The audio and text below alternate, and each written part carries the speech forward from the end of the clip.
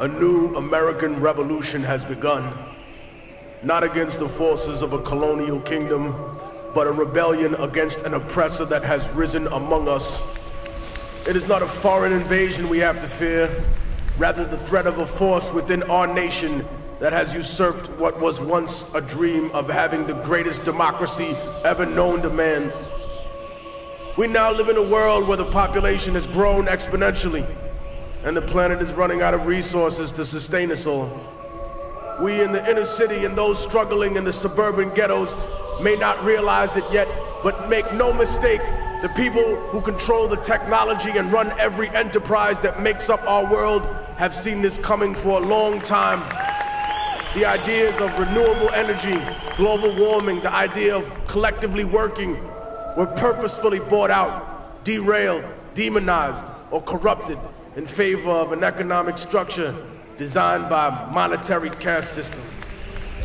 In a desperate attempt to convince us that we need to maintain that extravagant existence, they've pretended we might share in their dream, that we can justify any inhumanity in its name.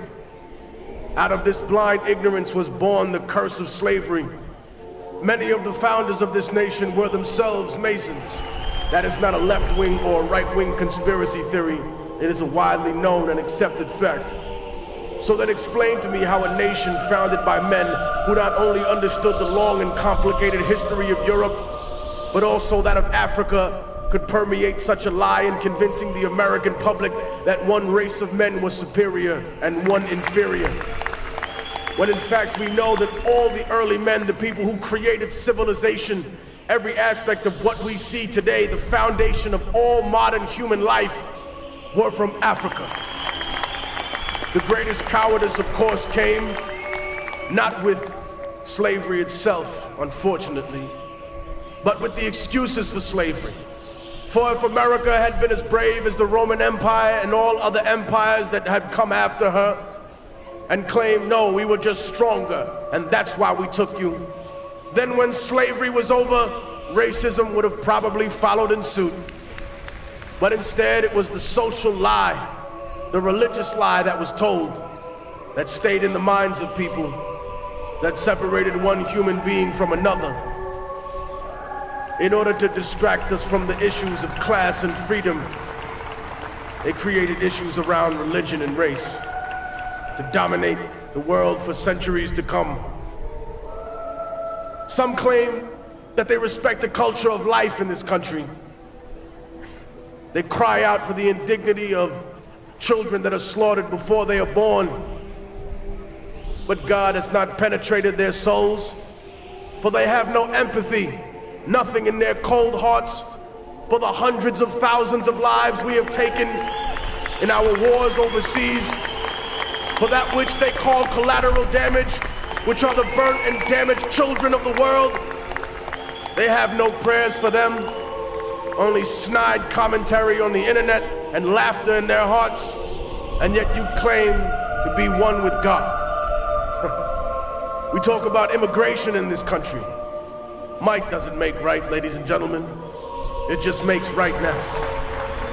What we are saying to the rest of the world is one day when America grows weak, one day when her legions falter, on a day when her economy crumbles, China, Russia, Europe, whatever power has arisen, all you have to do is come here and conquer us in a few military excursions, and then you too can set up shop here, and in 100 years you can tell every red-blooded American, no, you are an illegal human being. I am the true citizen. I have all the rights. You have no rights. Maybe you forgot how you got this country. Maybe you take for granted the blood, the sweat, the tears that the people who live in practical serfdom shed every day. For we may not run America, but we make America run. We talk about the law, yet how many indignities have been legal in the past?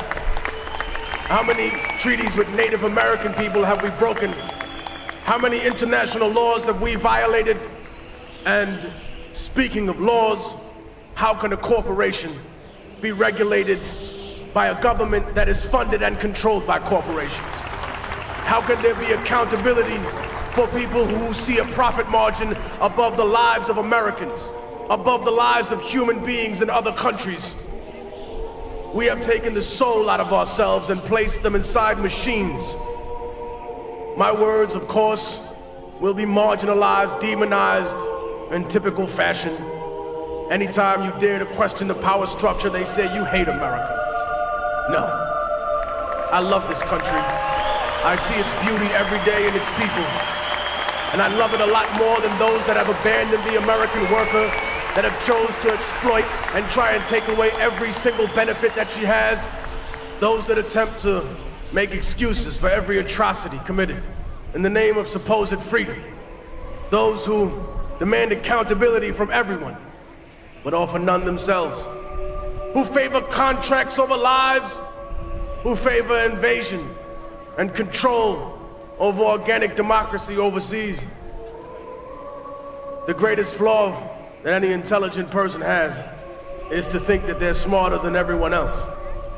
And so, as the government has planted its spies amongst us, we have planted our spies among them.